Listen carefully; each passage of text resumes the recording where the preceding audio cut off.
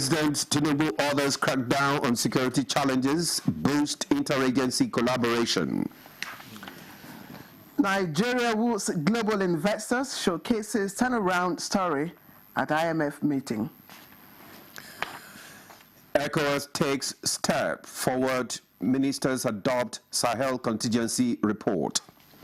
And on Good Morning Nigeria today, we'll take a look at two key discussions: sports administration reforms for global success, and much later, emerging trends in party politics. Yeah, Claire, you almost lost yesterday.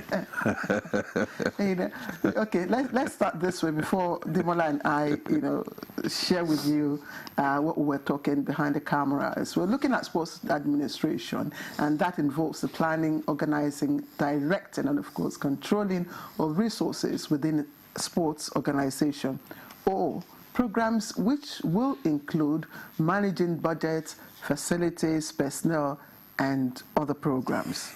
And in addition to that, sports administrators might handle recruitment contract, negotiations, event planning, and public relations, while ensuring the smooth and efficient operations of the sports organization. All right, so sports management will involve applying business principles and strategies to sports ministry, and of course focusing on generating revenue, building brand awareness, and promoting the organization or sports championships. In summary, sports management often involves marketing and public relations, while sports administration focuses on the day-to-day operations of a program. Absolutely.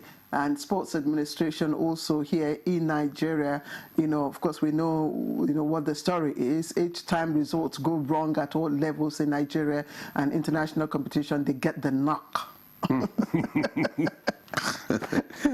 Claire, alleged issues of incompetent personnel, sentiments, and prejudice affect objectivity in administration of sport, which subsequently affect result and development of the industry in Nigeria.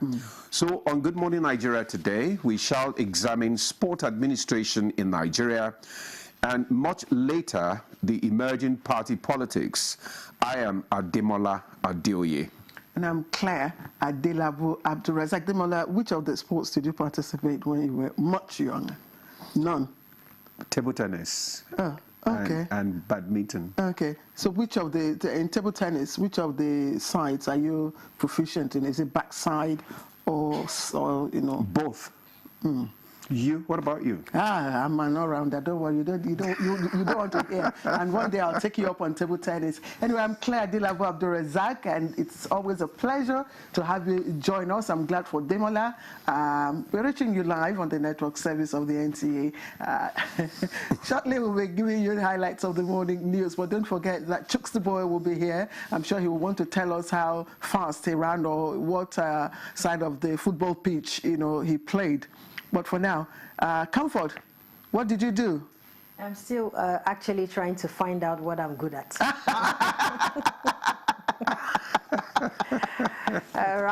President Bola Tinubu has directed security agencies to step up efforts and enhance collaboration with state governments to achieve lasting peace and stability in troubled regions across the country. And this directive follows a high-level meeting with heads of intelligence agencies at the State House, where the president emphasized the need for a unified approach to address security challenges. And the move aims to bolster the government's effort in restoring peace and normalcy in affected areas, ensuring the safety and well-being of citizens.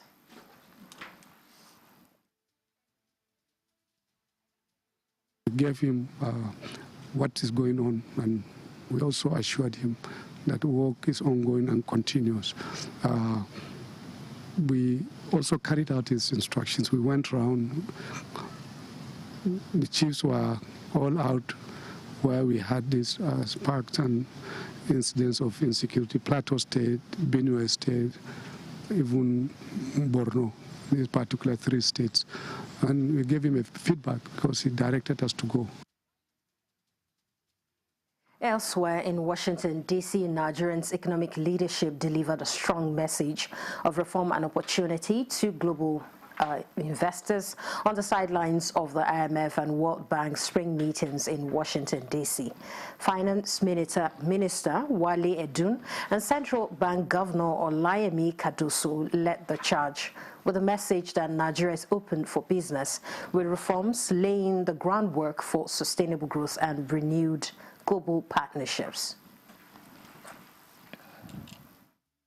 Initiatives, policies, and structural reforms to get to 7% per annum growth, because it is at that level that you begin to lift a substantial number of Nigerians. Meanwhile, ECOWAS Council of Ministers rose from its extraordinary session in Accra, Ghana, after finalizing and adopting the report on contingency plan for the exit of the 3 Sahelian states.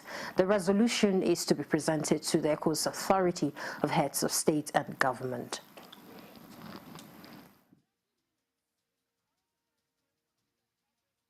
We must never underestimate our region's indispensable role in the Atlantic littoral ecosystem and our contributions to the creation of the modern world. Someone once said that the point of diplomacy is to change the incentives and framework in ways that move parties from irreconcilable positions to a deal both see as a win. That is what we set out to achieve here. Following the outcome of a high-level closed-door session between members of the Nigerian Governors Forum and the Chief of Defense Staff, General Christopher Musa, that lasted several hours, a consensus has been reached for the deployment of digital infrastructure in combating security challenges across the country.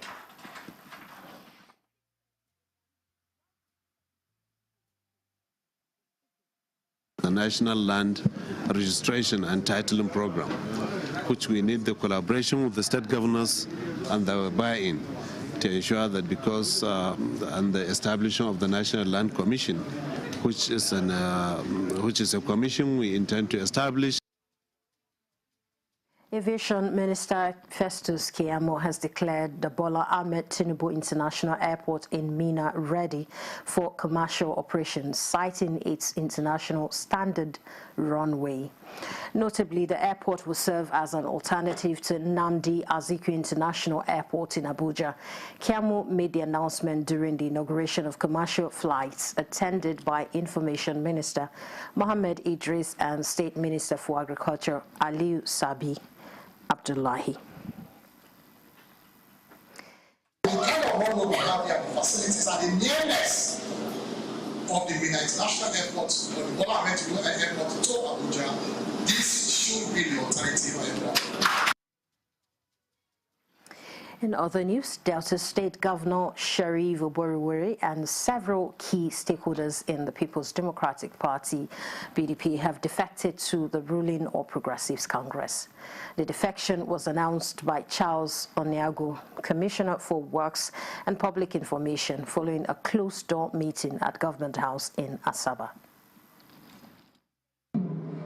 We needed to take a decision that will further help to cement the development in our state, to build the bond of love that have existed in our state, to further advance the cause of security and welfare of our people, and to a very large extent, ensure that development in Delta, because every politician is local, is not truncated. And in taking that decision, we came to the inevitable conclusion that moving out of the PDP is very, very necessary for us to be able to collaborate with our kith and kin and build that state that every Delta will be proud of. Those are the news highlights. Good morning, Nigeria continues with Ademola and Claire. And remember, the conversation this morning is on sports. You don't want to miss that.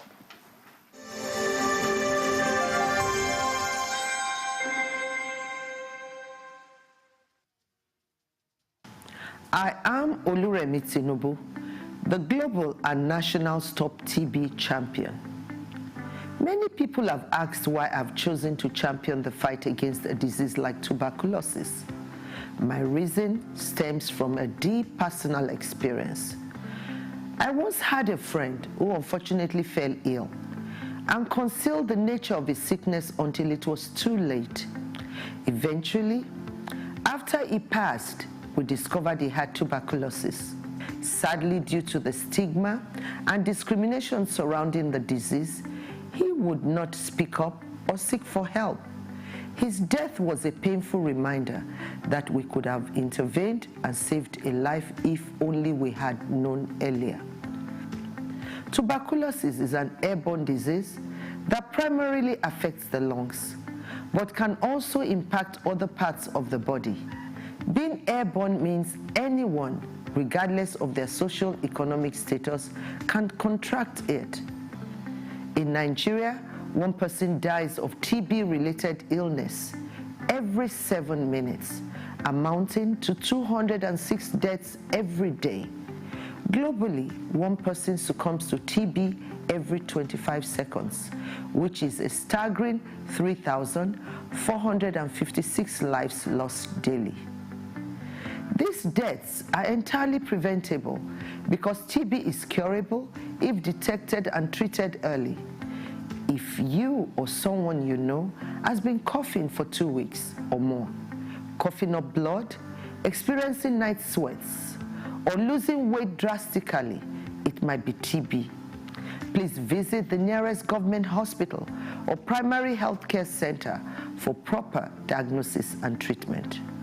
TB treatment is free in all government and some private health facilities. Let us also remember not to stigmatize or discriminate against TB patients or those who have been treated for TB. Individuals who have been cured of TB cannot infect others. I call on all stakeholders, especially the private sector, to join us in the fight to end TB in Nigeria. Together, we can make a difference. Remember, TB anywhere is TB everywhere. End TB by 2030. Yes, we can.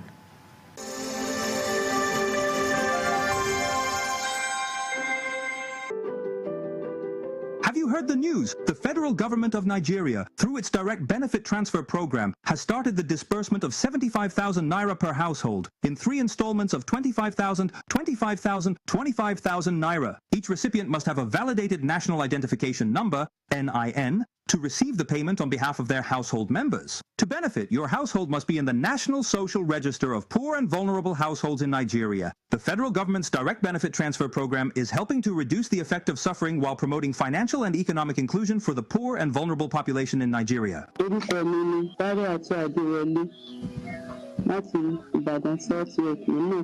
Ìjọba fún wa ní 75,000 NIN ní àti káàdì láti lọ gbà. Nígbà tí mo sì gbà, mo ń fi ṣe nǹkan tó dáa, mo ra oògùn nínú rẹ̀, mo ra oúnjẹ tí màá jẹ nínú rẹ̀, ó sì ọkọ mi náà ń bẹ. A sì fi yòókù ṣe ọrọ̀ ajé pé ká tó máa rí gbé bá.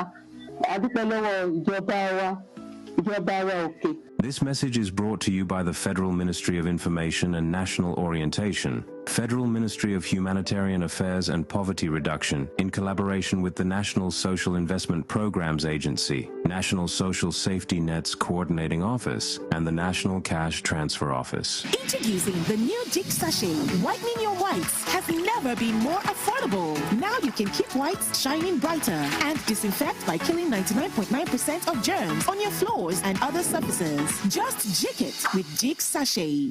Our major currency unit is the Naira, while the minor unit is the Kobo. They are both in notes and coins. The Naira is more than just a medium of exchange. It bears the images of our heroes. So, stop abusing the Naira. It is a criminal offense to spray the Naira at events. Stop stepping on the Naira. It's not your enemy. Do not squeeze, ruffle, or write on the Naira. Handling the Naira with dirty or oily hands can deface the Naira. Love the Naira as you love yourself. Be a real Nigerian. Nigerian national flag represents our country's history, culture, and identity. It was designed in 1959. The colors are Emerald Green 2.0, which represents agriculture, and Immaculate White represents unity and peace. Know how to handle our flag. Illuminate the environment or don't fly the flag overnight. Do not fly a dirty or tattered flag. Take such flag to the nearest National Orientation Agency office for proper disposal and replacement. The national flag can only be flown at half-mast on the directive of the federal government. The national flag must be flown at the same or higher height when displayed alongside other flags. Don't burn or allow the national flag to fall on the ground. Do not print, decorate, modify, or insert the coat of arms on the flag. Our national heroes are not buried with the flag. They are honored by presenting it to their next of kin during interment. Respect our national flag. Be a real Nigerian.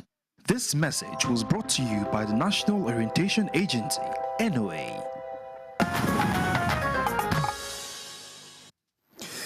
Thanks for staying with us. You're still on to Good Morning Nigeria on the network service of the NTA. Next is Newspaper Review.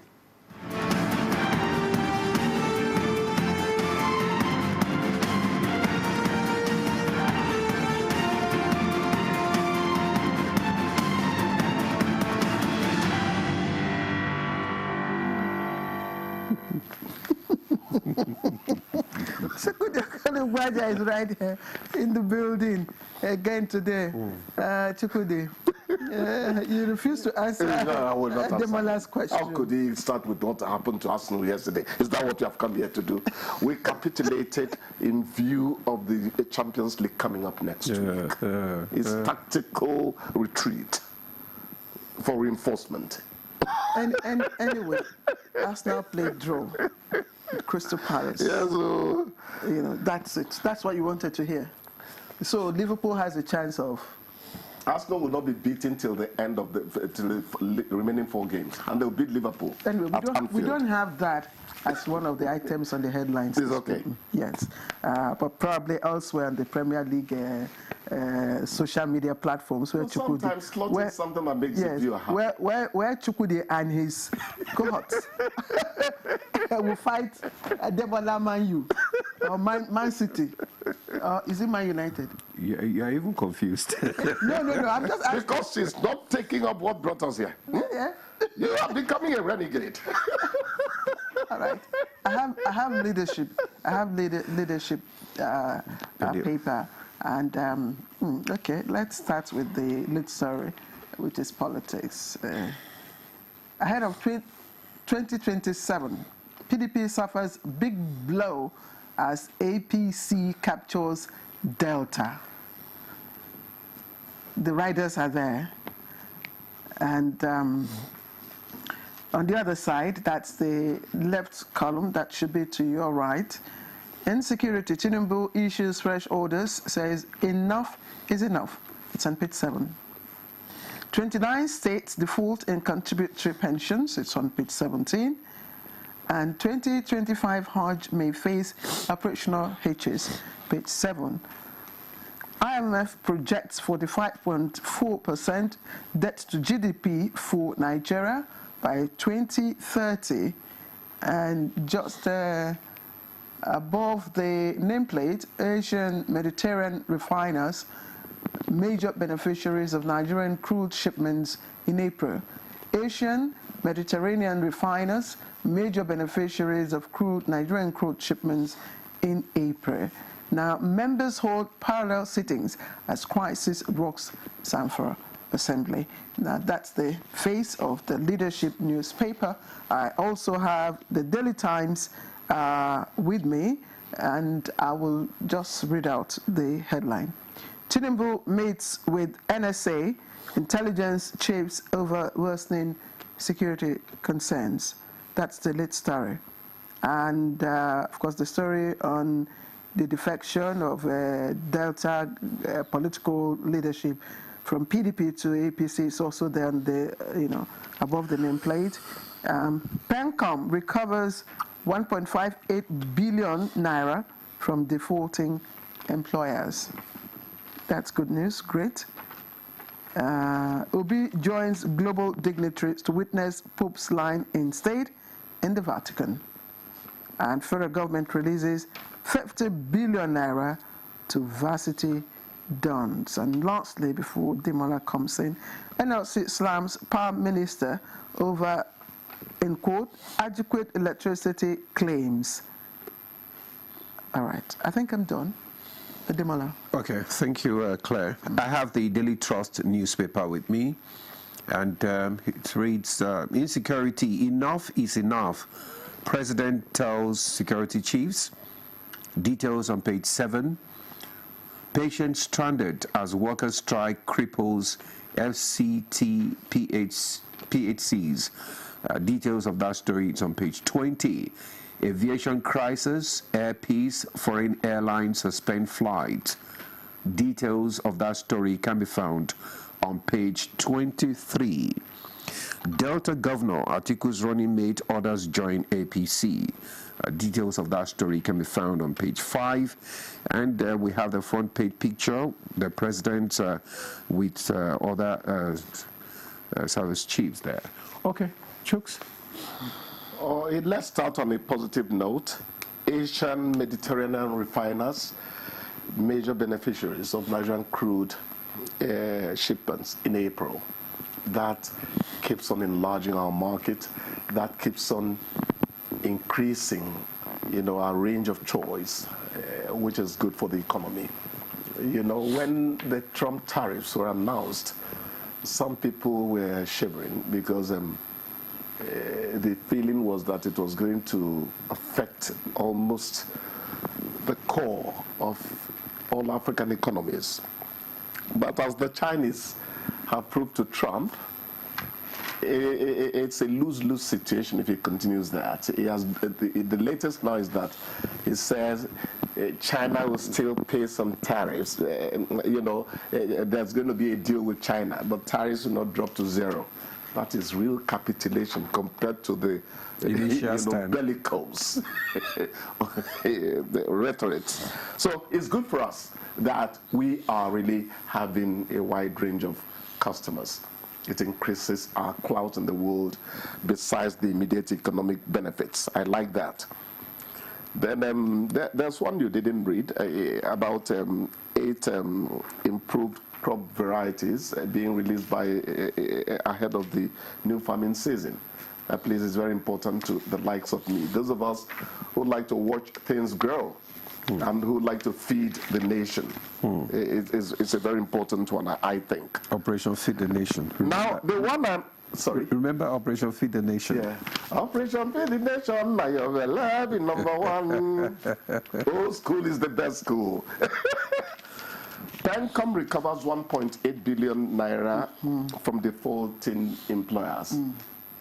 I think we should become more serious as a people concerning the handling of pension benefits. I don't think that should be toyed with. I had reason to mention my having to go to Benin City to get somebody's pension that was being withheld for more than 2.5 years from a very top person, because we had evidence that he was the one who signed out that man's, whatever he needed to start processing his benefits. And when I got it, look at, there's evidence. I was a broadcaster there in the Bendel Broadcasting Service. You signed this. He said, oh, I must have misplaced it. He took the thing out from his whatever after 2 days. We should not engage that kind of behavior when it comes to giving a lifeline to people who have slaved, practically, I'm using that word in quotes, who have labored. Now that the rainy days are going to come, because you become frail and feeble after 60, you now need succor. And people are withholding your... How would Pencom be able to get the pension managers to disburse? So I think we should do the style of women's Ministry of Women Affairs. Did you read about Ministry of Women Affairs? No, I said let's adopt the style. The way forward. Yes. Where are we without women? So the National Pension Commission has revealed that only 8 out of 25 states across Nigeria are currently fully implementing the contributory pension scheme, CPS, in their states. Now listen, the Director General said 25 states and the FCT have enacted the laws. Now, 6 others operate hybrid schemes, and another 6 have bills at various stages. Now, those who have made remarkable progress, according to this paper, are Katsina, Yobe, Bauchi, and the only state in the south is Abia. What is Lagos doing? What is Lagos State doing? It's not here.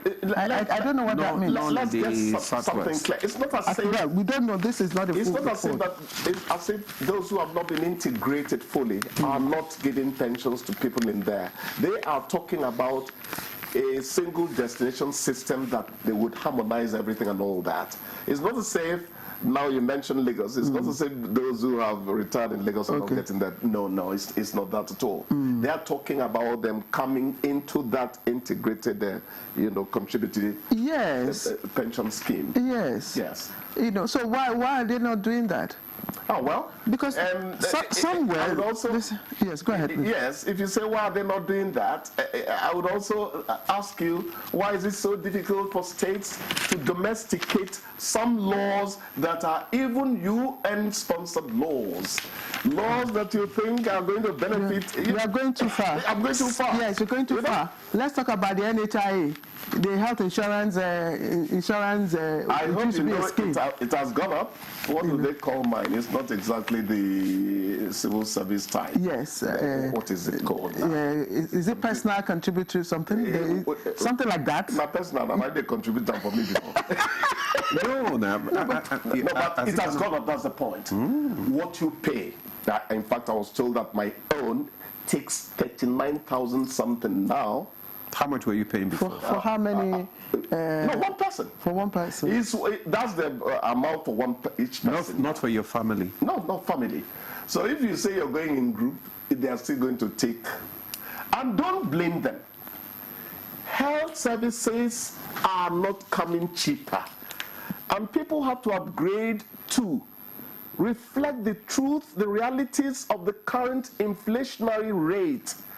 I'm not here to perpetrate the hardship that the generality of Nigerians have, but I'm explaining like the true journalists we want to be. Okay. You have to upgrade.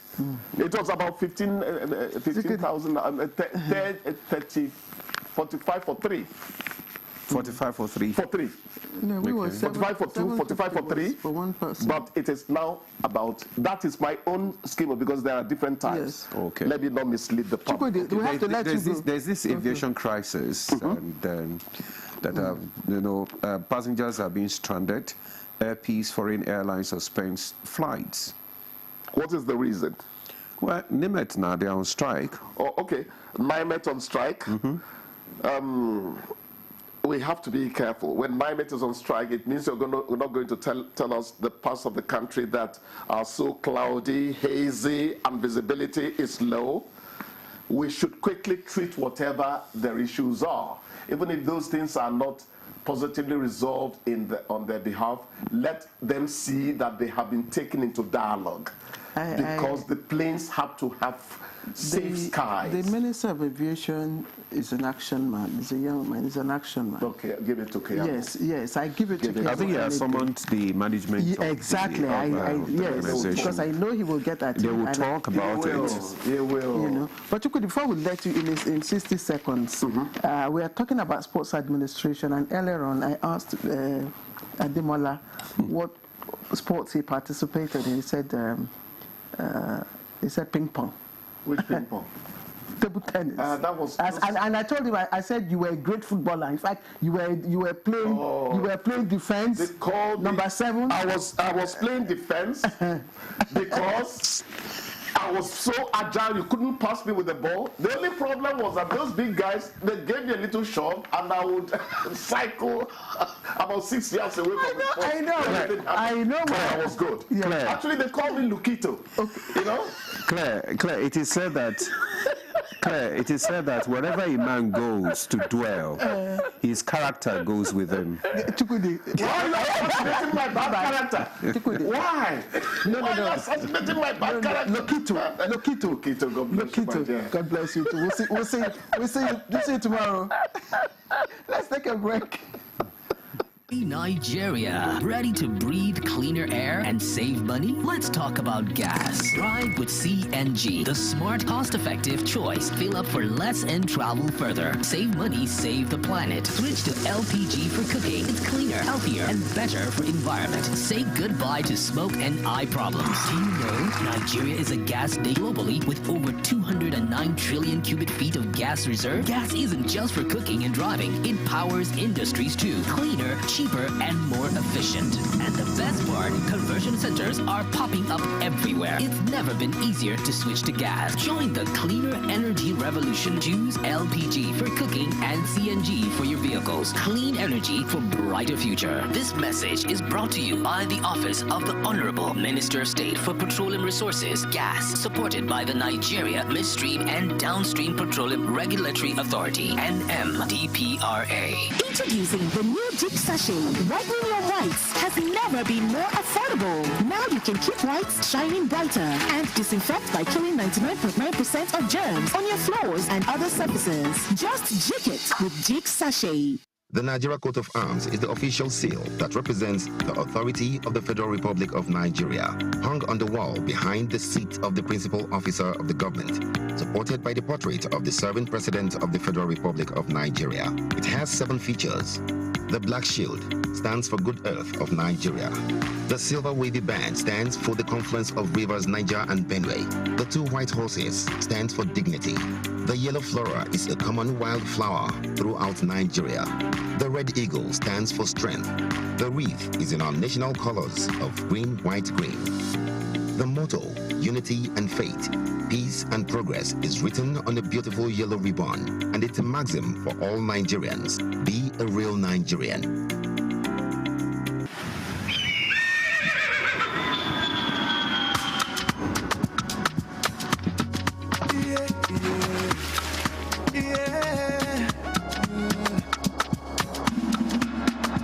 From the Atlantic across the savannah to the Sahara, we rise, a land of the free, we know they tire. We dream great, our spirit is undying. Resilient, rooted like palm tree, we sway in color, we turn down in deeper, we make solutions, we ignite passion, yeah. Diversity is unique, we have more than the solution. We are Nigeria, strength in unity, we know they carry life. We are Nigeria, together live the dream of a land with great destiny. We are Nigeria. I am the real Nigerian. Brought to you by the National Orientation Agency, NOA.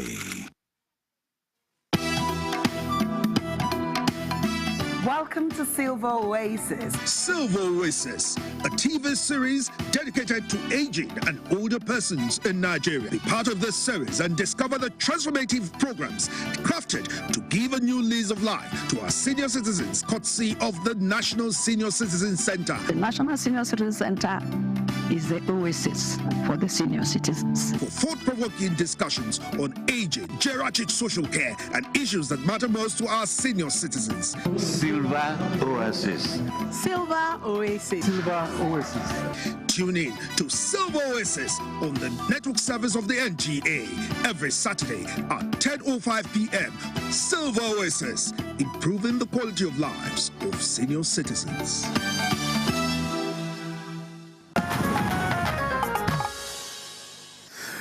You're still watching Good Morning Nigeria on the network service of the NTA. Just before we bring in our guest for our conversation on sport administration, let's take this background report by Ibrahim Dan Hamidu. In Nigeria, the roar of the crowd, the sprint to glory, and the promise of podium finishes often conceal a more complex narrative that plays out not just on the field, but within the corridors of sports administration. Sports administrators and stakeholders in the sector have long pointed to systemic issues hindering consistent progress. Despite the country's abundant talent across disciplines, from football to athletics, basketball to wrestling, many athletes continue to train under challenging conditions, face late preparations, and navigate administrative uncertainties. Experts attribute these challenges to irregular leadership transitions, limited funding frameworks, and a weak policy execution. Concerns have also been raised about the politicization of appointments, where individuals with a little technical background in sports are entrusted with key decision-making roles. This, according to several observers, often results in short-term strategies and underwhelming outcomes on the global stage. The National Sports Industry Policy, introduced in recent years, has been commended for its ambition to reframe sports as a viable industry. However, stakeholders insist that implementation remains slow and that reforms must be anchored on professional capacity, transparency, and long-term planning. Across the country, there are emerging signs of innovation. Some state sports councils, private academies, and younger administrators are beginning to challenge the status quo with fresh ideas and modern approaches. But whether these sparks can ignite a larger transformation remains a pressing question. Experts in sports administration, policy, and athlete development are in the studio to examine what it will take to position Nigeria's sports sector for sustained success through strategic and effective administration. All right, Ibrahim Dan Hamidu, thank you for the background report, and I'm very glad to report that I have my former boss here. Of course, a boss is a boss any day, and who is also a veteran sports commentator and sports consultant, Abdulrahman Ibn Mohammed. He's right here with us, and we say welcome, sir. Thank you very much for joining us. Thank you, Claire. Good to see you again. Good yes. morning. All right, Demola. Okay, let me say good morning to you too. Good morning. Demola. It's good to see you. Good to see you. Also joining us from our Lagos studio is Godwin Enakena. He's a sport administrator and a journalist. Godwin, good morning. Welcome to Good Morning Nigeria.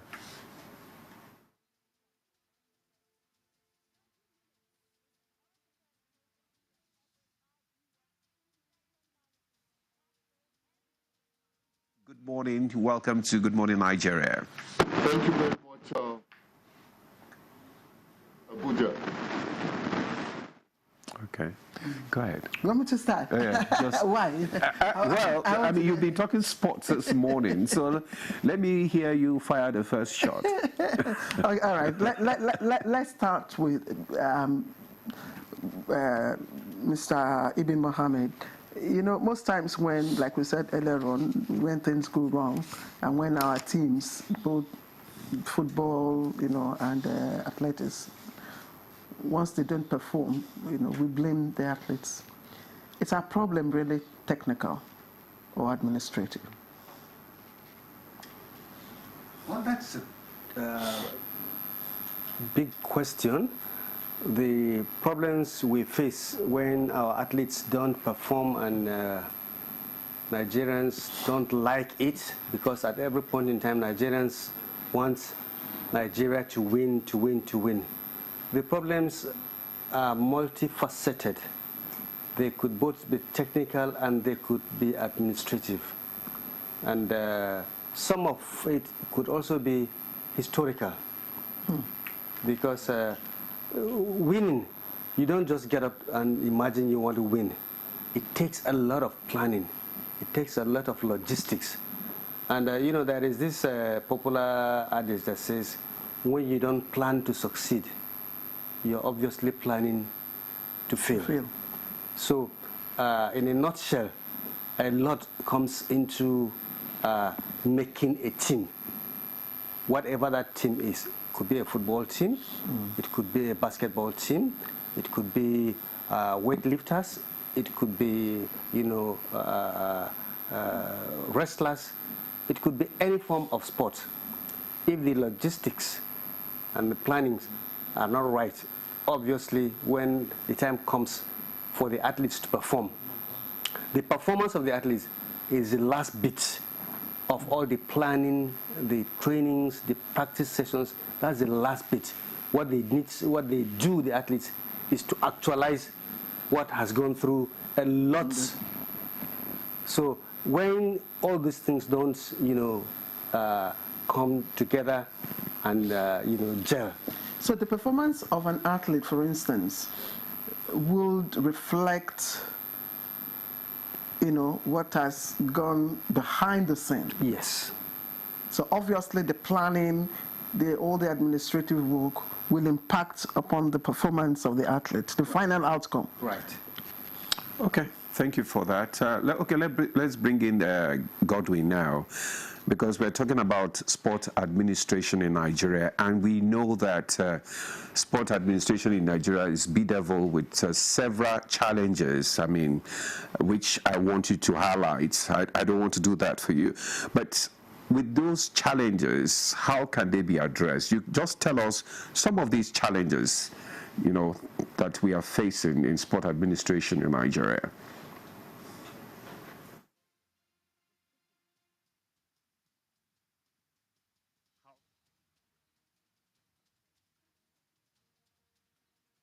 That we are facing in sport. Well, I think the first one has to do with government, first and foremost. When I say government, the role of government in sports development starts with providing an enabling environment. That's number one, is very key. Number two is the provision of infrastructure and, of course, equipment. Then the third one is grants to athletes who are representing Nigeria. I'll give you an example. An athlete is going to represent Nigeria at the Olympics. No grant is given. You give money on the day or at the event, you know, proper. You are not doing that athlete any favor at all. I mean, when you want to major or you want to medal at the Olympics 8-year cycle for you to win a medal. It's not something you do overnight. So I think the first start is for government to play its role of providing an enabling environment. Number two, infrastructure and equipment, as it were, and grants. I mean, I'll give you an example. Nigeria is a big country, 36 states and Abuja. As we speak, there's only one facility that FIFA and CAF says can do what? Host a major competition. I repeat again, FIFA says only the Godswill Akpabio Stadium in Oyo. CAF says only the Godswill Akpabio Stadium in Oyo can host the Super Eagles of Nigeria. Would have been playing in Benin Republic or Cote d'Ivoire if not for the Godswill Akpabio Stadium. So it starts with facilities, then enabling environment, and of course grant. That's the way to go. Thank you, and I'm happy to see you. We hear you. I'm Godwin Enahime. Anyway, it's good. Sorry, it's good to see you today. Let's talk about the administrative part, because we've agreed that, you know, the performance of an athlete, it's greatly influenced by, you know, the preparations and everything that go behind the scene. So obviously that is a critical angle in, you know, determining our performances. And it's not as if, I mean, Nigeria, if you look at Nigeria's history, we've got talent. We've got one of the strongest and, you know, professional athletes in the world, anywhere that can compete. So let's look at the administrative leg now. To be able to carry out the tasks you've mentioned, you would need an institutional framework that is effective, that is independent, that is also autonomous, that has a budgetary provision. Does the NSC, as it is constituted presently, have that capacity and capability to do that?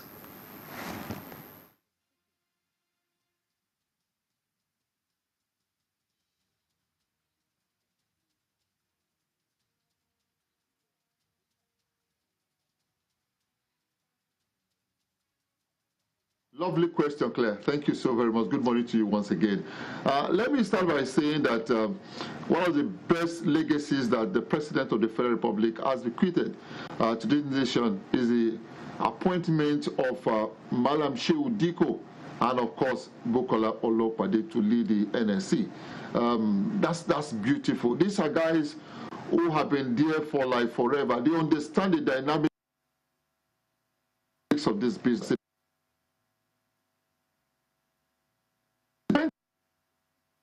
Wow.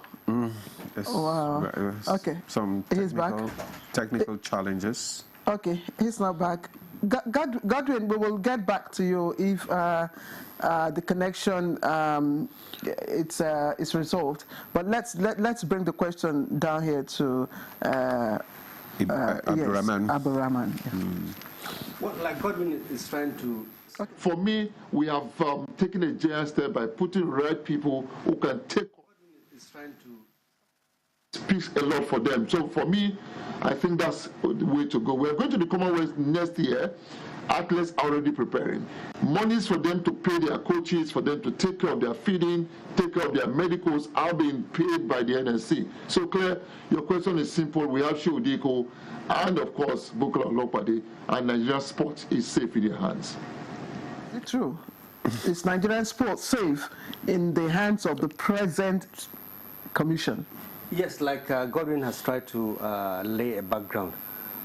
When the present administration scrapped the sports ministry, adhering to calls from numerous platforms, sporting platforms, for the reenactment of the National Sports Commission, when the present administration, hearkened to that call and scrapped the ministry and brought back the National Sports Commission with Shehu Diko and Bukola Olopade, as Godwin has stated, one of the things that they did was to give probably the biggest ever allocation to the sports sector in terms of budgets. And like Godwin has stated, in that budget, provisions have been made for athletes, likely athletes that will represent Nigeria. The next big event for Nigeria is the Commonwealth Games next year. And for the likely athletes, likely podium finishers that will represent Nigeria, provisions have been made for them to be able to take care of their coaches, to take care of their trainings. Remember, I tried to explain that winning a medal or winning a match doesn't come on the day of the competition. It takes long time planning. Gordon tried to say something, and I want to allude to that. The Olympics is an 4-year cycle, but serious countries, serious-minded countries, identify their talents and look forward, project into the next 4, 5, 6, 7, 8 years, and keep training those talents, taking care of their needs, their medicals, their technical development, their schooling, if that has to be done, their feeding. It's an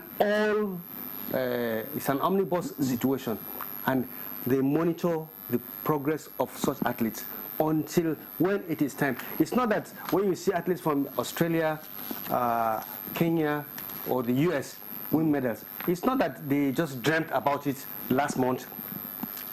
Previously, what used to happen was the government would release funds a month, probably sometimes weeks, to a big event.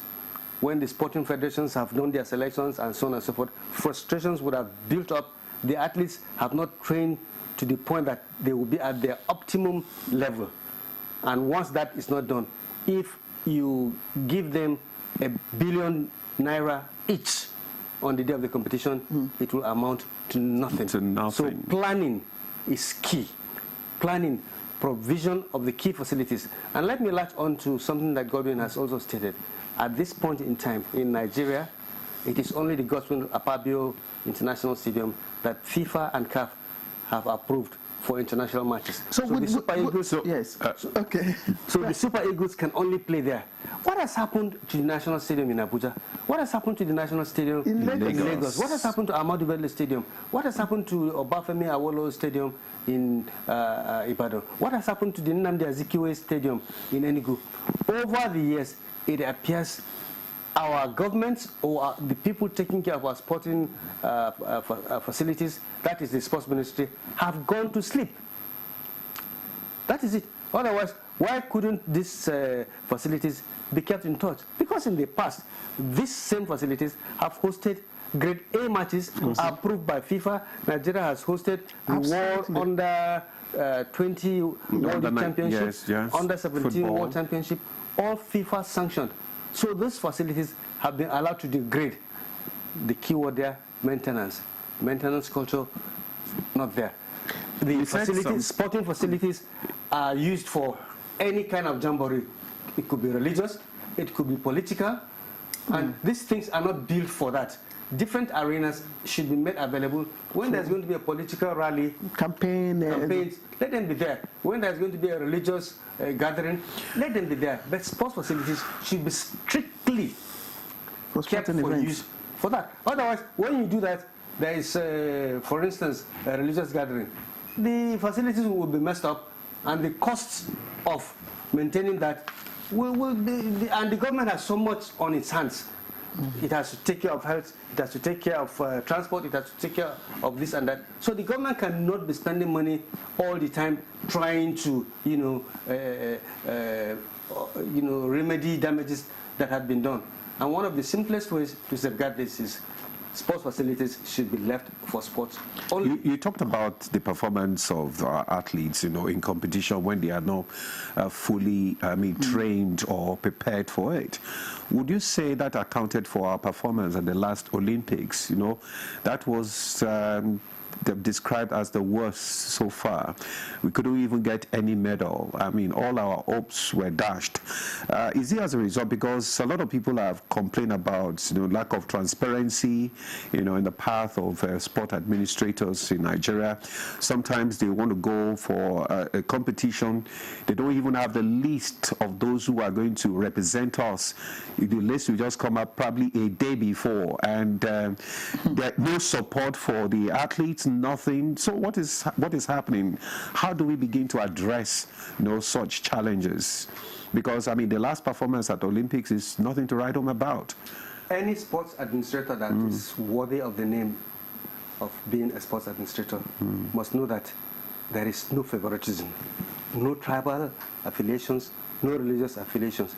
If athlete A is good, period. The creed of that athlete, his color or her color doesn't count. It's the performance. So if sports administrators have been found wanting in this kind of thing, the government should do the right thing, kick them out. Because like I told you, it has to take time to train, identify the talent, nurture the talent, put the talent in a competitive mood, and then provide the welfare and the training kits needed. And at the point in time of the particular competition, make sure that psychologically that athlete is in the right frame of mind to go and deliver. Otherwise, any other thing done. For instance, at the last Olympics, the golden girl of Nigerian athletes, Oluwatobi Amusan, couldn't click. What happened? That's the question. Because she still holds the record in the 100 meters hurdles for women. How come she could not sustain that? So a lot of things happened. The lady was facing some psychological challenges. Did she get the right support that she needed? Remember, she was accused of doping. When the investigation was going on, how much support did she have from the people that should support her? At some point in time, once that allegation was there, and remember, an allegation is simply an allegation until proven. Very few people didn't want to hear anything about her at that point in time because they thought once the allegation is there, it is proven. Eventually, the Court of Arbitration for Sports, confirmed that all the cases against her couldn't hold water. So the lady was, she withdrew. Yes. And I have mental memory of her pictures when she didn't make it. She was personally surprised. But you cannot be surprised in that kind of situation. Once you are not in the right frame of mind, the training has not come psychologically. How many Nigerian teams have psychologists attached to them? That used to be the... Are you serious? Yes. That used to be the pattern. In the Super Eagles, for instance, a good friend of ours, a journalist, an administrator, Dr. Robinson Okosun, was part and parcel of the technical team for the Super Eagles for some years. But all of a sudden, the issue of a psychologist was yanked off. Robinson, nowhere to be found. And when the Super Eagles players, sometimes the coaches passing the instructions and whatever, there is no psychologist that can do his own work. The coach does his own work. The masseurs do their own work. Sometimes the psychologist needs to come in. Precisely. It's not there. Especially when you are losing, and you need to pep the players. So all these things have to be put into one basket, and where the need for X comes in, X is done, and so on and so forth. But sometimes the powers that be, either in the NFF or wherever, thank you. I want us to look at the powers. You've just touched a very sensitive issue. And Godwin, I'm coming to you now. Let us even understand who a sports administrator is or should be. What should be part of his or her mandate. And you said something earlier on that, the present leadership or whatever, have been there forever. I mean, forever in quote. So why do we keep recycling these phrases when we know that we've not been getting the results that we want? We use these phrases, we get the other results. We don't get good results. And we keep recycling these phrases.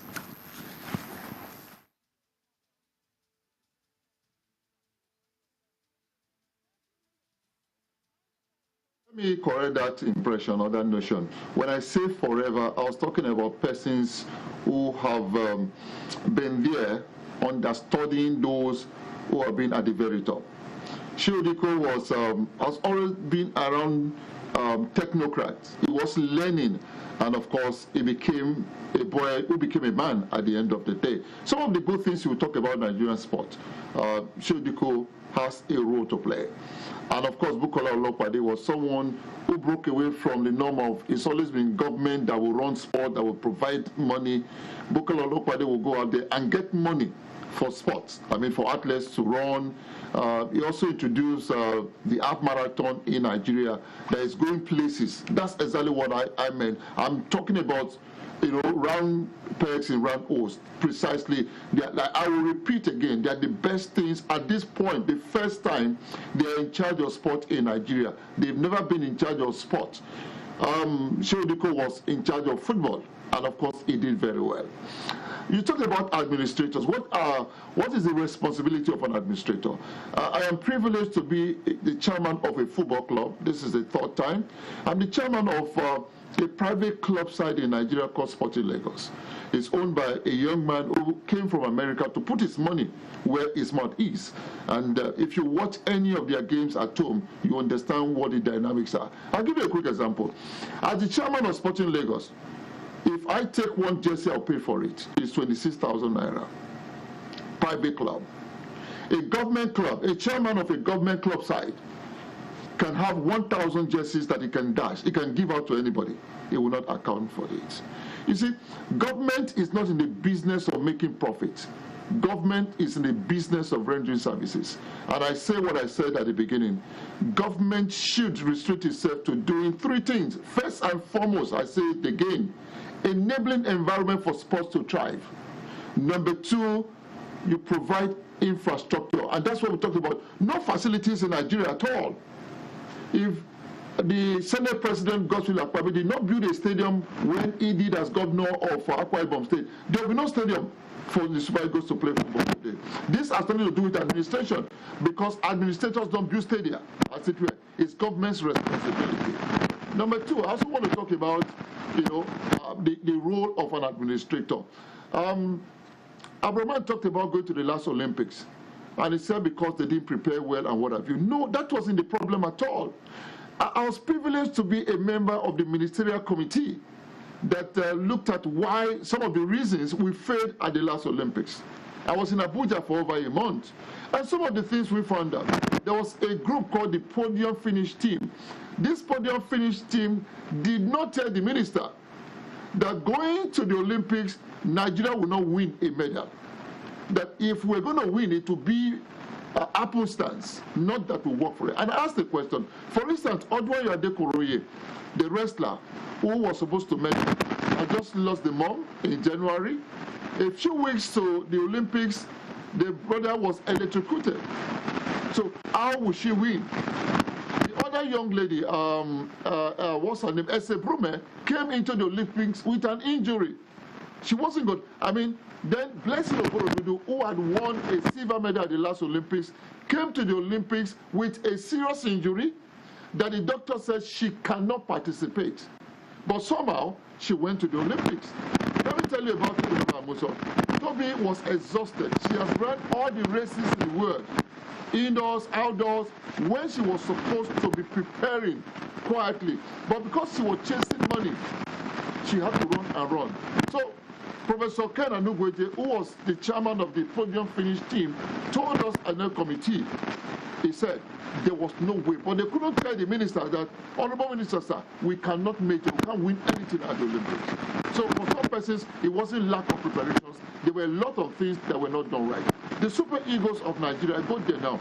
Every Super Eagles team, every national team of Nigeria has a psychologist attached to them. It's not only Robinson Okosun. Robinson is one of them. The Super Eagles have had Mr.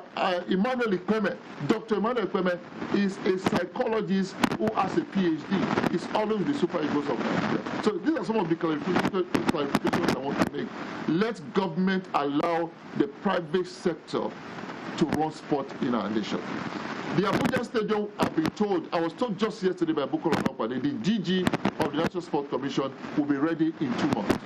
Because Shehu Diko, the chairman... I think we're having some audio challenge from Lagos there, but we'll correct it and we'll be back with Godwin there. But while Godwin was speaking, we had our special guest seated in the studio, Shehu Diko, who is the chairman National Sports Commission, just joined us.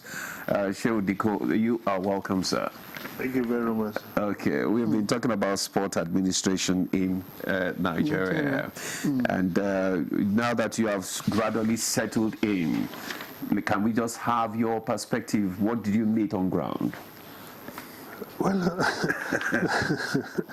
where do we start? What do you meet on ground is the way we do things before. Yeah. We kept doing things the same way. I had a conversation that has been going, that we always hoping that something magical would happen at some time. Nobody was being really focused or deliberate about what we really want to do. So, which has been the way we have been doing for a couple of years, just waiting for the next competition, gather the athletes, whatever it is, make sure you push the government to release the money and just go in and come back, hoping that there will be a magic somewhere, something must shrink up somewhere, and we can win a medal or whatever it is. Nobody is doing any deliberate planning that this is directly where we are going and this is what we want to achieve and this is how we are planning to get there. So that is why the first thing, when the president took the decision to scrap the ministry and bring the sports commission, is basically to bring the professionals who really are in the system, so understands the issues and the problems, And then so let's get the solution and let's take a different direction clearly. So which is basically what we are doing. And the first thing we said is, okay, let's reset what we are doing. Let's take our mind off this fixation with the international competitions. You don't prepare, but you want to go and do well in international competition. You raise hope of Nigerians, you go there, you fail, everybody's angry, money has been thrown down the drain, no any positive output. So let's reset what we are doing. Let's really go back to the, instead of focusing more on international competitions, let's focus more on domestic competitions. Do the domestic programs, do the domestic events. If you do that, and you can now clearly have a pathway to go to the international competitions with a clear understanding, likely because I'm prepared, because I know clearly for the last few years, this is why this athlete is doing, or this is what is happening, I'm likely to get this medal. And then fundamentally, if you get the domestic system working, you cannot create what we call the sports economy, because sports is no more again. So you need to get all the sports working domestically, prepared, so that we can do that. But that's basically what we say we have to do, and take a new direction to do that. And then, so we as a government have to see, okay, what kind of intervention we need to do to get this away. So what kind of, because you've been part of this sports commission for a long time, I mean, probably understudying what is happening. Now, what kind of intervention are you bringing in? Well, so that's what we said. So, you know, first you have to have your framework working. Anything you're doing without a vision, with that clearly, this is what I want to achieve. It's just, playing. So the vision is clear. We want to create a sports economy. Then we run back. Okay, what do you need to do? So the first thing we say we need to do, we need to reset our thinking. Think more domestic before international. If we reset that thinking, so because domestic means production. So there is economic activities, there's something going there. International competitions means more about consumption, because you take the money and consume in somebody's country without any value for you. So we have to do that. Second thing we said, we have to refocus.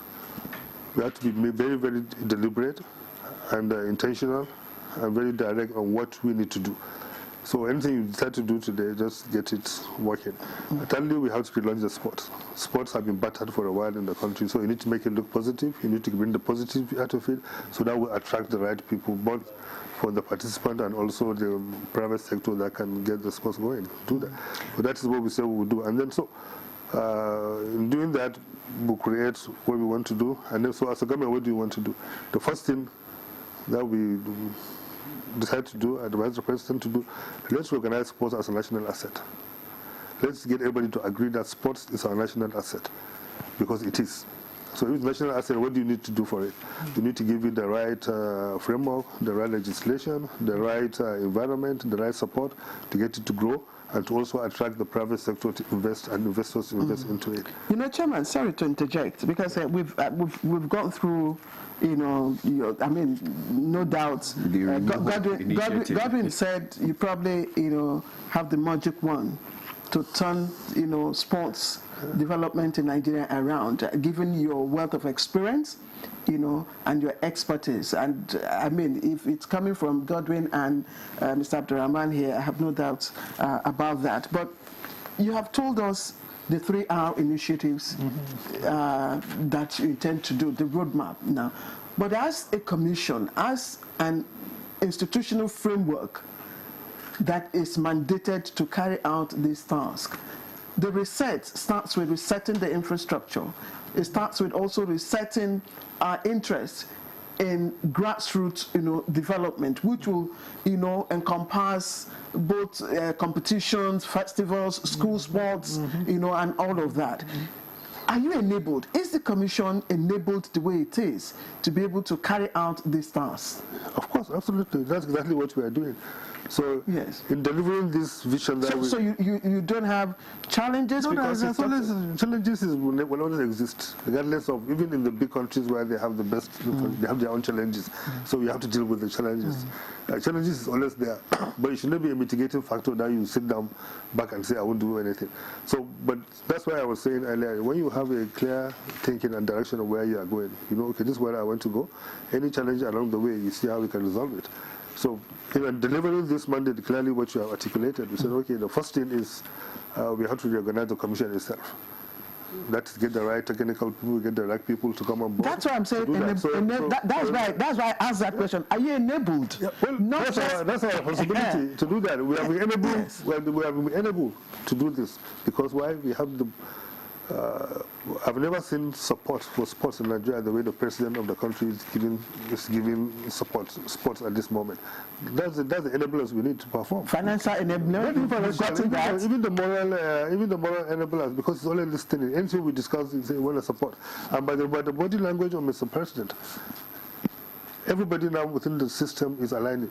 Is your budget autonomous, or do you get it through, do you have an independent budget? Definitely. That is one. And then two, even when the president now, you can see the budget for this year, might not be enough, but he has shown the first step. That sports is being taken very seriously. The budget have jumped over 300% from what was used to be before. Okay. And clearly, it's not just monies to go and spend in programs and competitions. No, those monies are targeted the right infrastructures. Let's provide the right infrastructures and then provide the right enablers for the grassroots sports to go in. I had the conversation before I joined the studio, talking about preparations and this and that.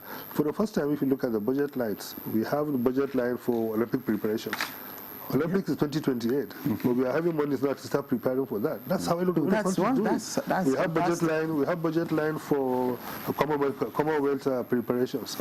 Commonwealth is next year. We're already preparing now, so that we will know clearly by the time we get to the competitions, we know clearly who is prepared to do. And we can have enough time this next year. We're just preparing now. We're supposed to have prepared like 2-3 years. We came in now and we do what we have to do. Now, if you look at the activities of all the federations are already going to competitions across the country where we are supporting them. We are supporting them. Even as I speak now, my DG is in Mauritius with the wrestlers, because wrestling is part of a comparative advantage as well. Okay. So we are there to see what we can do. And then as we are doing that, we are identifying the ones that are likely to give us medals, and we are putting them on the elite board, because we have an elite board now, a permanent board, with the CEO. Former Yusuf Ali, the former captain of the Nigerian team, is the CEO of the elite board we have, and the best hands on board. So we have them, we are identifying the elite athletes, and we are putting them on grants already, paying them their grants, paying them what they need to do to prepare for the next Olympics, and not to go and burn themselves out all over the place, go looking for where to get resources to do that. So that's the preparations you need to do. So by now and that time, we'll know clearly on this sport, likely this is where we are going, this is likely the person, this is the time they are doing, if it is athletics or if it's boxing, this is what they could do, whatever it is. So we can have a clear understanding. Our target for this competition, this is where we are. Okay. If we feel we cannot get anything with 10 Nigerians, based on the preparation, we don't think we are getting anything except by now. If we prepared well, we can say this sport. So everybody will understand before we go there. Okay, we're looking at your strategic vision objectives. One of it is private sector engagement.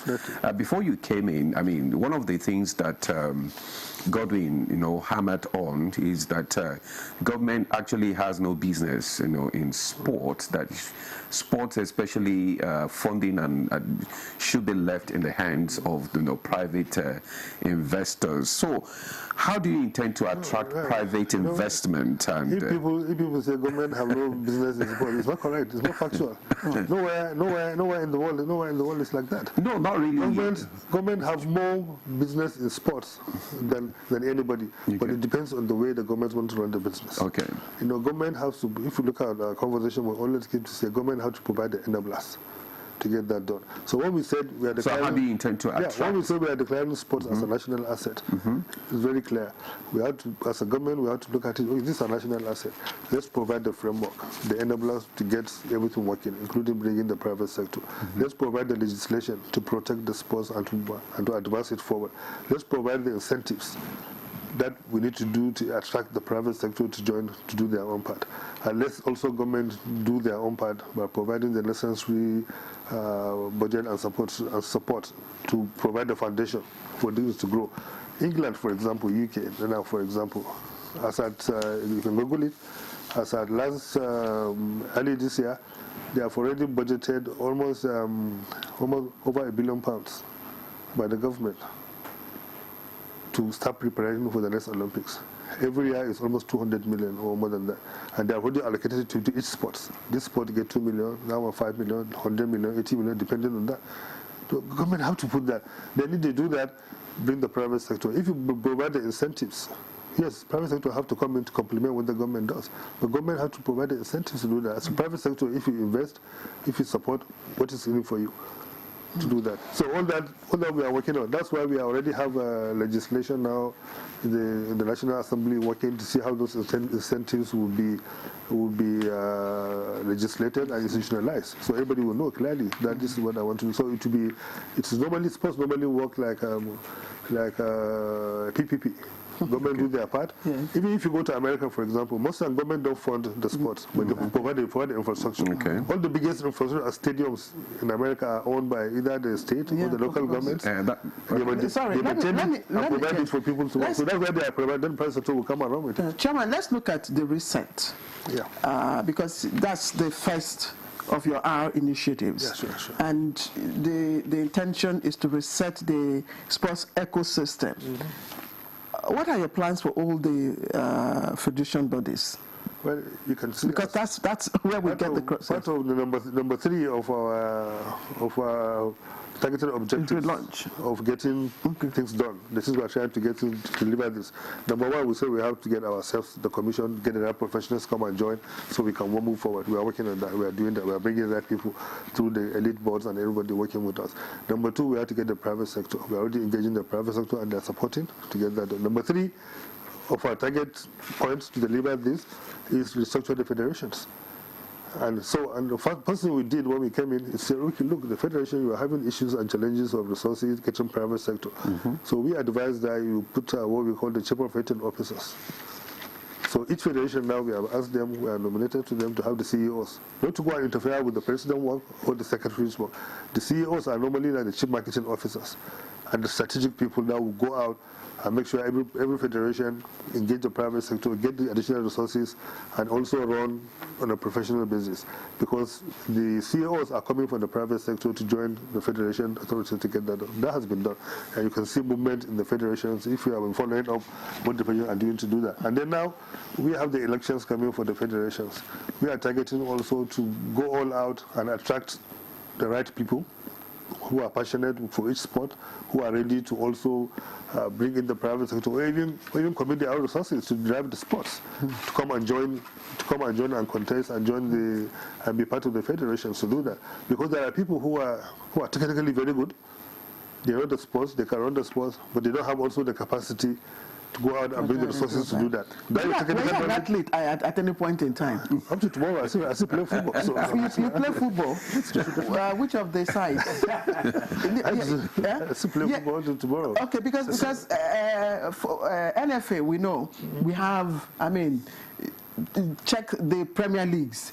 The other day, when Chelsea and Fulham were playing, it was Nigerian players that scored on both sides. So when we talk about football stars, we have them. But when they come to play at home, we don't see the same energy. We don't see the same commitment. Commitment. And the fault is placed at the feet of the NFA. Sorry, you want to come in here? Well, I'm not sure the fault could be placed at the feet of the NFA. Remember, I did say that the performance of the athlete on a given day of competition is a climax of so many things. Gordon was just telling us about the inquiry post-mortem after the Olympics on what they discovered. It could be that the players in question have issues that may not have been identified, because a player has to be at his or her peak, mentally, psychologically, physically, to be able to deliver. So the ambience may be a difference. The fact that they don't play the way they play for Fulham, for instance, or Chelsea, they don't carry that same strength of seriousness to the Super Eagles. That is where the psychologists that Godwin spoke about and the administrative acumen or they are not fielded properly. No, let me intervene in that. I was also privileged to be part of the NFF. I was vice president for 8 years. I was before then now been around for decades, so I know these problems. At times we used to misunderstand the way these things work. Players that play in their club, they train every day, They play week in, week out, so they can turn back and know clearly where this person will be. And they have a week. For example, they have a match this week. They have from Monday to next week to prepare for the match with the coach, with the tactics, studying the other opponent and know what to do. National team is normally a 3 days affair. So the kind of output that you see, and then they are coming from different backgrounds and perspectives to do that. That's why the national teams. That's why the national teams always. You can see if they stay longer together, like 5 years, 6 years playing together, they become better. The nucleus of the team to do that. You can see a player playing too well in this club, but he's playing with strangers that he has basically not played with. He's playing only for the second time. Doesn't know if I put the ball right, the guy will be there. If I put left, will be there. Even the language they speak on the pitch. Olise will tell you, for example, him and Rashid Ekini have a language that they speak. If Rashid Ekini is offered, Olise get the ball. Rashid Ekini knows the language, he speaks to him, that other people don't understand, but that language tells him, this is where I want the ball to go. So national team, even in the top national teams, you see the players, they don't give the same outputs as the team. But as the NFF is, I know that one for a good start, they always ensure that the players get what they have to get. What they have to do, prepare very well. Now the thing has been upscaled. And even yesterday, my conversation with my DG was that we are going to now start giving even the other athletes the kind of treatment we are giving the footballers. Oh, good. The other athletes too must take private jet, must take business class. They must get the best hotels. Now we can't be only the footballers are the ones having those kind of.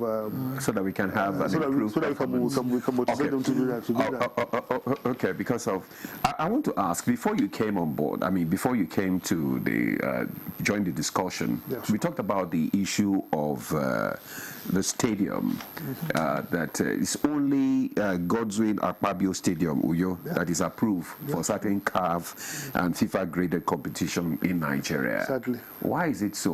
What are you going to do about that? Because I'm already doing it already. Okay. I just those things happens because the decisions that has been taken over the years were wrong. Even before I come here, 2017 or thereabout, I went to Morocco. I studied what they are doing with their stadium. Everywhere they have good stadiums, well maintained, even parks. Well maintained. I brought the same people to Nigeria at that time. I tried to link them up with the minister. And I said, look, let's work with these people to come and adopt the model they are doing together. Infrastructure working. Nobody wants to list it. So now, as Providence will have it, now we are in charge.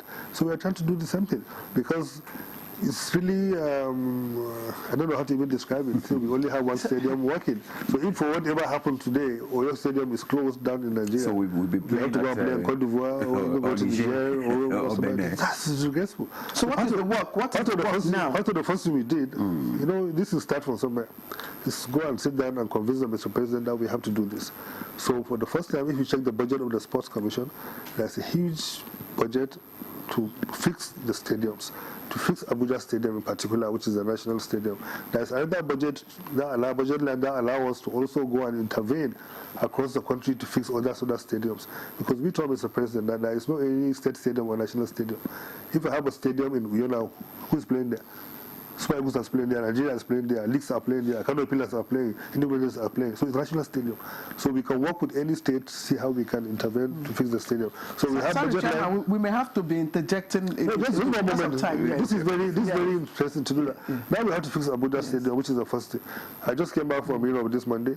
I went around Europe to get the best with the best people, because what is the foundation of stadium is the grass.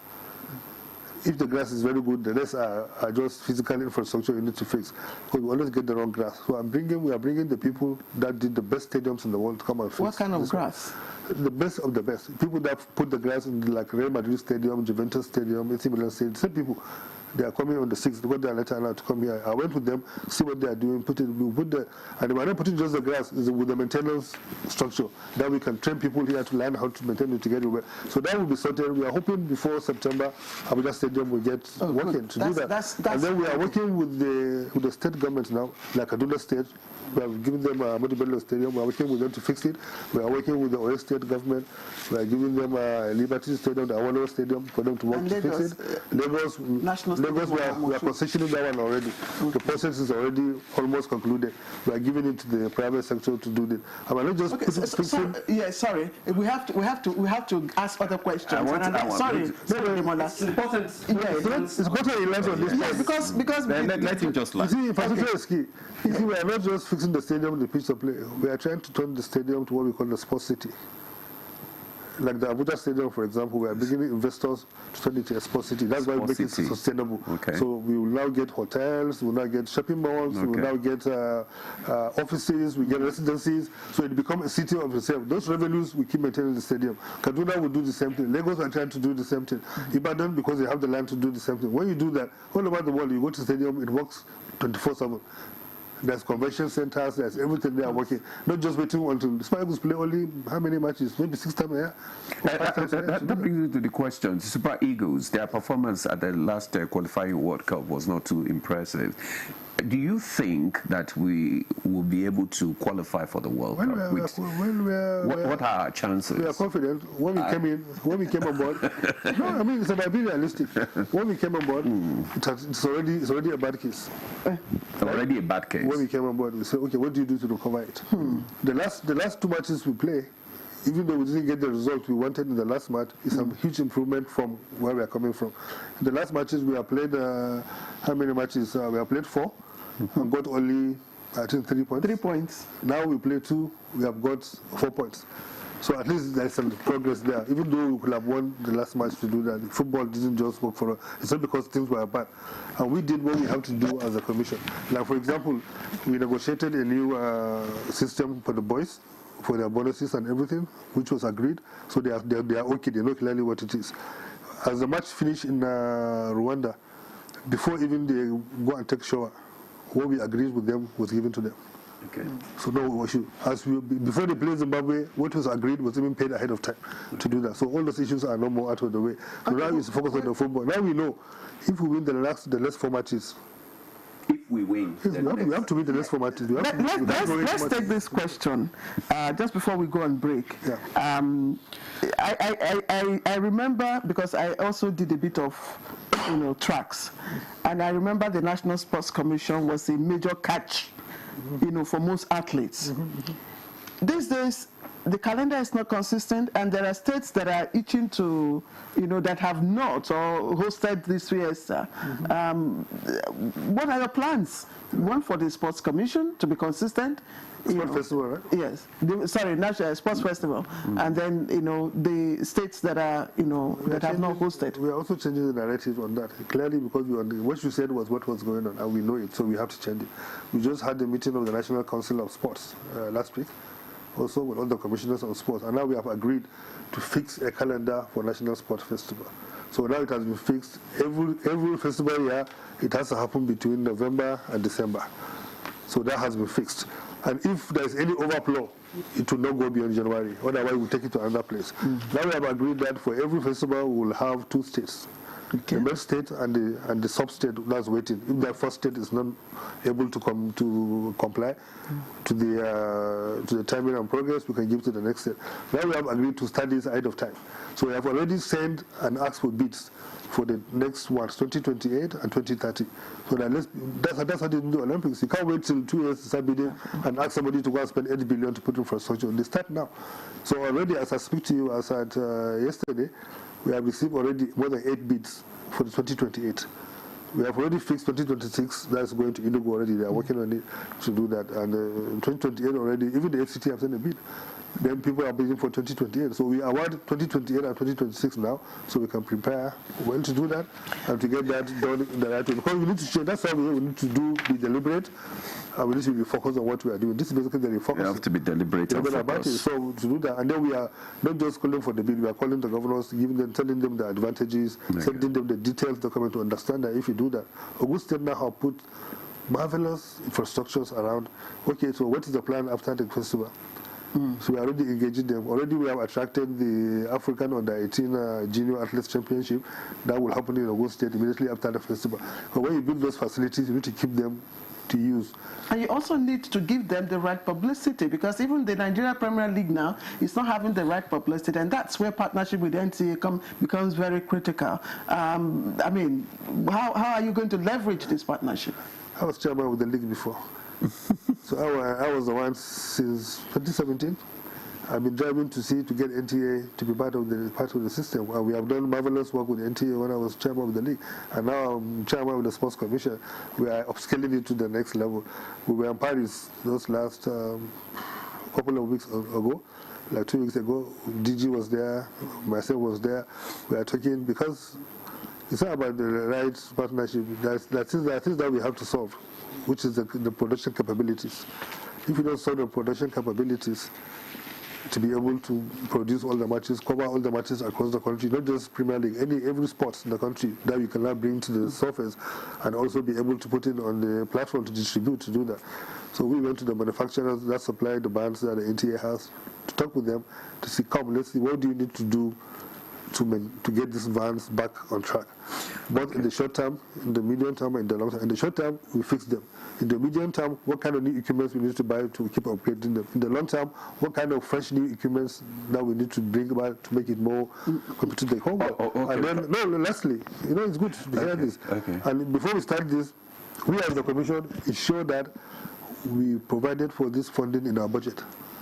So if you check the Sport Commission budget, you see there is a budget line to repair the OV vans under the NTA, but the money sits with us. Wow. So we have to partner with the NTA to repair them. There is also another funding that we put in our budget to train people, because we need to train the capabilities, the video man, the cameraman, to do everything. So we have to collaborate with NTA to do that. And then I need to just confirm what the chairman has stated. The DG of NTA led management of NTA to the office of the Sports Commission chairman a couple of weeks ago to talk over this. And of course, the DG himself, the chairman himself, had already visited the DG, and like he has stated, there is already a budgetary provision. So the Sports Commission and NTA, the relationship that was started when Malam Shehu Diko was chairman of the League Management Company is being upscaled, because at that point in time, I think NTA beamed the national, the Premier League Nigerian League. For about 2 to 3 years.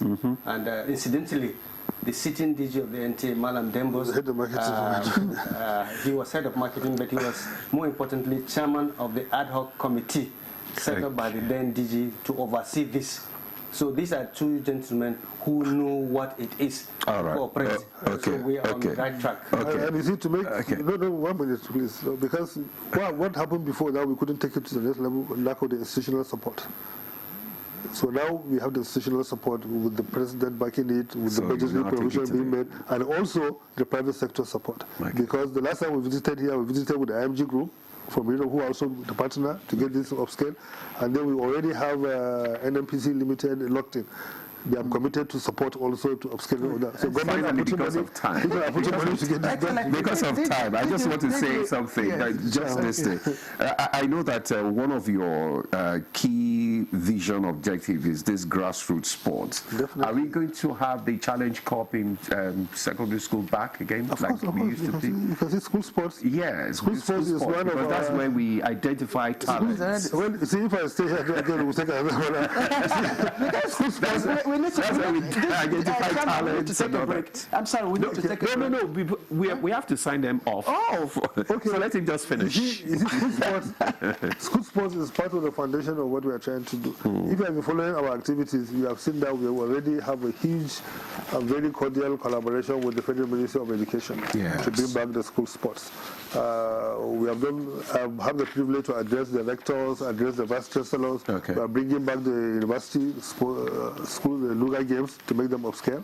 The Napoga games, all this, we are working with them to do that. We are bringing back the secondary school games, bringing back the primary school games. I'm sorry, we have to cut you.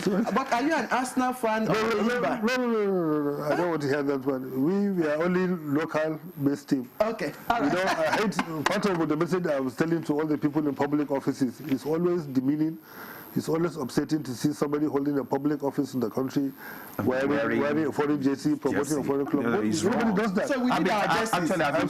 We need our justice. I've seen governors of a state who owns a club in the state, and they wear foreign jersey to go to the club. So we need our justice, Chairman. Yeah, definitely. We need our justice. Thank you for that.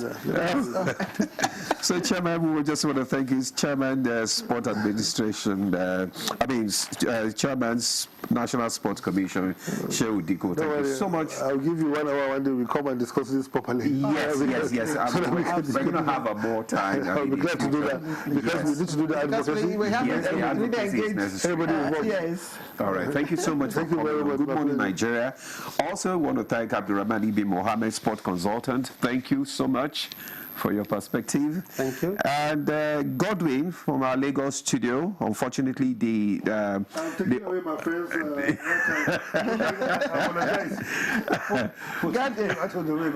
Godwin, thank you so much for coming. He doesn't hear what you are saying. No, he does. He's listening, actually. It's because of there's a delay. For coming. Let me say this 30 seconds. I did not say that government has no business in sport. I said government has 3 major roles. First, providing enabling environment. Number 2, infrastructure, and of course, grant. That's exactly what Shehu Diko, my friend, I just mentioned. Thank you very much. It's been my pleasure. I'm part of NTA. Thank you. All right, we'll now take a break. We'll be back shortly to discuss the other topic for today.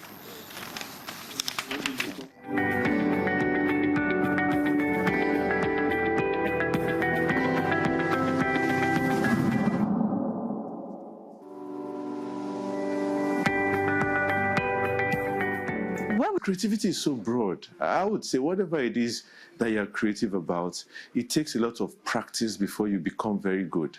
So if it's something you intend to pursue, it's something you have to keep doing. You have to keep practicing. It's not going to be an overnight success, which a lot of people look for. But if it's something you're determined about, but the drawback rather, is that you need what is called staying power. While you're developing your creativity, you need to earn a living. So I know that's where the conflict usually comes in, especially with the hardship in the country and all that. But I think a lot of encouragement from the private sector to create incubator hubs. We've had some of those in tech. We need those across various sectors as well. Incubator hubs where these ideas can come in, be developed, be encouraged, be funded, and then we can expand it from there. Content creation, while it may sometimes get a bad rap, I think it's actually very important because we have to see ourselves. We have to see ourselves living our lives. We have to show and share our stories. I think that's very important. Now, the job after that is to be able to digitize those stories into something that can provide data and insights, that can ensure that we can be able to support whole-scale industry in these spaces, to ensure that the amount of money that each content creator is getting exceeds what is currently happening for many content creators. The same content creator who lives in Nigeria will be earning less than a content creator who's living in the US or the UK or Japan. And we've got to also bridge that gap because most of that is being driven by the ability of the consumers to pay for those goods, and also the pricing that many of these platforms have. So I think this is not the job for the content creators and the young people. This is a job for people like myself in the ecosystem who can help support the right pricing, to advocate for the right policies, to support economic development for consumers who want to consume that information and that content. And even beyond content creation, we're seeing that many people are stepping in behind the camera. They are producers, editorial, they are graphic designers, they are in technology, but maybe not in front of the camera. And what we want to say is also, we need those people too. We need those stakeholders involved. And the job of many policymakers, DFIs, is to ensure that the strategic investments get there, the collaboration gets there, and we're deliberate in how we're saying we want to support innovation in our continent. There's an age group where your brain function is at its maximum, and that's the age group we call the youth isn't it? So we need the youth, the younger generation who have the energy, the imagination to be equipped with the proper education, the proper tools, the proper encouragement, and then take what innovation they bring out and turn it into mainstream developmental ideas. So you find a lot of things that are invented by people in school or straight out of school. We need our patent laws to work so that they can earn a living from their imagination. Once the imagination is just for a one-year festival or an event, then it's not worth it. Somebody creates something, we need to get our patent laws to work, we need to enforce them, and then the private sector can use those patents to develop things and encourage more people to be more creative. Back in the days, yes, you had to be an engineer, a lawyer, a doctor. Today we have programmers, we have AI specialists, we have people that are doing ethics on genetics. Those things didn't exist 50 years ago. So there are new areas that need to be explored. The question really, apart from the parenting, does our educational curriculum cater for what the needs of the world will be in the next generation? Because our curriculum is dealing with the issues of the past. We need the government and the private sector to redo the entire educational curriculum to be forward-focused, not retroactive.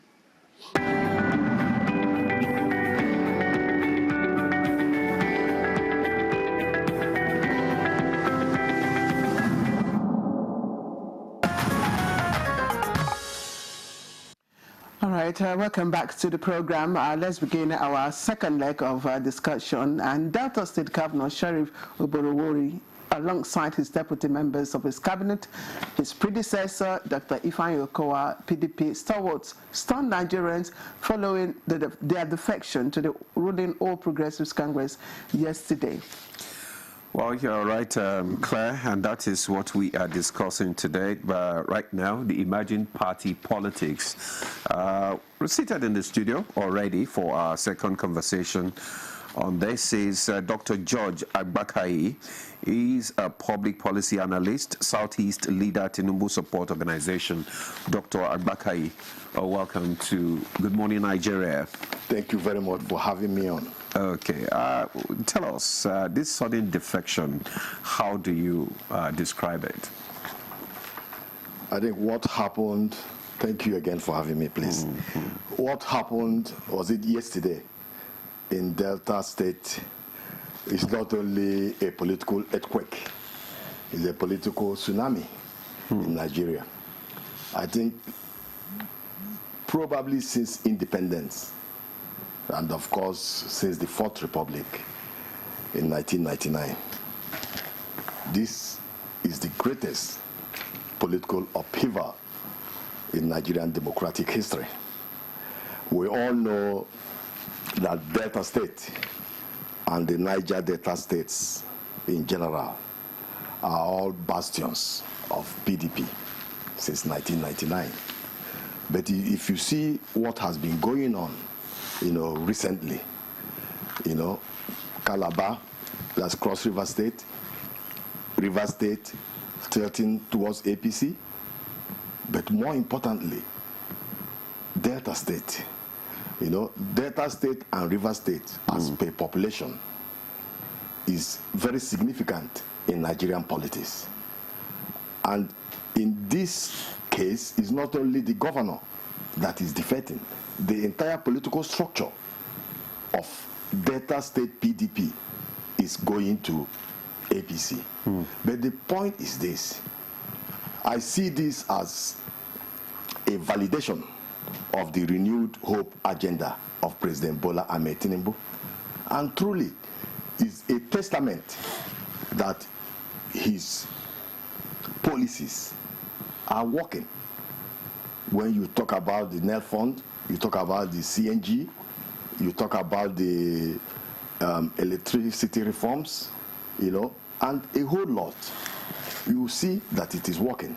You see, our president is a seasoned and consummate politician who understands the intricacies, and underpinnings of party politics and governance. He knows what is going on. See, I think in the words of Tony Blair, our president can see the middle ground. He can see the third way in between opposing political and dogmatic position. That you see, that's what you see happening in Nigerian politics. This is a big blow to the PDP, and Atiku and others, they are trying to form a coalition, to fight the APC in the upcoming 2027 election. The way it is going, the president ranking in respect of the upcoming election is becoming clearer. And if it goes this way, there's every likelihood, probably up to 75 to 80%, that the president will win this election handily. Okay, let's look at the defections and what it does to opposition parties. Obviously, it's weakening, the opposition. So we can as well say the opposition is almost fizzling out. But again, Sun Tzu, that's the Chinese warrior, says one of the best tactics in a war is to weaken, attack the vulnerability of your opponents, and that's probably what has been done to the opposition. But is this good for our democracy? Where will it lead us? Democracy is well known as, struggle for power. That's what politics is all about. It's struggle for power, use of state power, and consolidation of state power. All this. It didn't say struggle. Democracy. The definition we know is it is government for the people. No, I'm talking of politics. I'm talking of politics. Yes. Okay. We are talking about party politics. Yeah. So politics can be defined as struggle for power, use of state power, and consolidation of state power. Okay. So what you see happening is political. All these governors and senators that are defecting to APC, they are seeing the good work the president is doing. When he came on board, it was a little bit... Is it good work or lack of ideology? No, I believe they are seeing the good work. See, let me tell you, when the president came in and extricated, the fuel subsidy, as well as the exchange rate to, single exchange rate, it was a little bit rough, as we all know. But in the past several months, things are working. Things have started working. Not that it is perfect. The economy is coming up. Prices of commodities are coming down. The fuel prices are coming down. Apart from the recent spate of instability and violence in Benue State and in Plateau State, the insecurity situation in the country was coming down. And I'm very happy that the president met with the security chiefs, was it yesterday or a couple of days ago, and hammered on the issue of insecurity in Benue State and Plateau State. I think that's the only area the current administration is having problems. So if the security chiefs, can work harmoniously in synergy in respect of this insecurity situation in Plateau and Benue State, I think the president will handily win this election. What do you think might be the motive of someone like former Governor Ifeanyi Okowa to defect from PDP to APC? Well, I believe at this point it's difficult, for me to state his motive. But we all know that Ifeanyi Okowa and the current governor are very close. And Ifeanyi Okowa himself is an astute politician. He has looked very well and seen that there is no way PDP will win this upcoming election. And this is the greatest blow to PDP, having a former vice presidential candidate of the party repudiating the PDP and going into APC. That is the greatest. Now, the fear of many is that with this wave of defection now, and the whole thing we might just be heading for a one-party system of government. There won't be any credible opposition. Do you think it's healthy for the democracy? Truly, having a one-party state is not right for democracy. It is a minus for democratic development in Nigeria. But I don't think we are heading towards that direction. There are still a lot of PDP states. That a lot. When you say a lot, how many are they now? Right now? Yeah. When you because when you count it numerically, are they not up to about 13 of them? They are about 13. Even the Akwa Ibom and we have one governor level. is already saying that he's supporting the you know. So we're okay. Go ahead. Just finish. You know, the issue of Akwa Ibom state governor, I think is an issue. To me, is a step in the right direction. This gentleman is a true Democrat who has seen the handwriting on the wall. He has seen the way the president is improving the well-being of Nigerians. And you know, he has a very close relationship with the Senate president. Mind you, when he talked about supporting Mr. President in 2027, the Senate president also gave him, you know, up that he's going to support him in the 2027 governorship election. We have to be very careful because 2027 elections, they're not here. So we don't want to be seen as if we are, you know, already campaigning for a particular, you know, person. But Dr. Agbakai, I'm just wondering, if you look at the wave of defections, what impact do you think that may likely have on our electoral clarity and voter engagement? You know, in politics, there are so many variables that determines the outcome of an election. You know, if you look at certain elements that are going around, the opposition are trying to form a coalition, you know, to fight the current administration. Somebody like Mallam El-Rufai, Atiku, and others.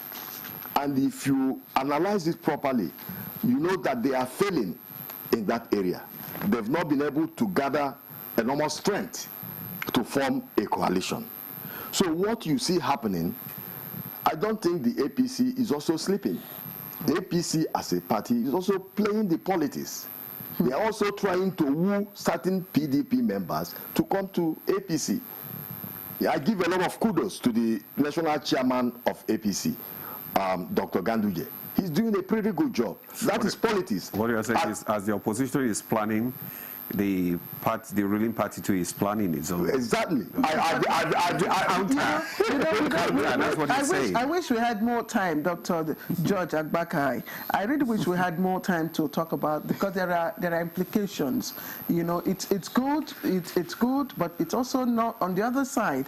If we do not have an opposition, like you rightly observed, you know, it has its own impact on democracy, not just on the process itself, but also on the electioneering and electoral process, on the electorate engagement, on the clarity of, you know, the electoral process. There are so many implications, but but you understand that the 2023 election was the only election in Nigeria that sprang up a lot of opposition members in the House of Representatives and House of Assembly, whereby you have senators that are NMPP, you have senators that are Labour, you have senators that are PDP, and also APC. Dr. Agbakai, many of them defected already. They've all gone back. Dr. Agbakai, I'm sorry. You will have to come back. You will have to come back. Already. Yes, because that is political. Dr. George Agbakai is a public policy analyst and, of course, a Southeast leader Tinubu Support Organization. Thank you very much, and indeed you've shown us, you've proven, your designation. Thank you. Thank you very much for having me. I appreciate it. Thank you so much. All right, it's been a robust conversation today, right from the sports. Ademola, the table tennis. Don't go there, because let's just conclude this. All right, we'll continue from where we stopped tomorrow. I am Claire Adelabu Abdulrazak. Demola will be here, and I'll see you on Monday. Monday? Yes. Okay. Tomorrow is Friday.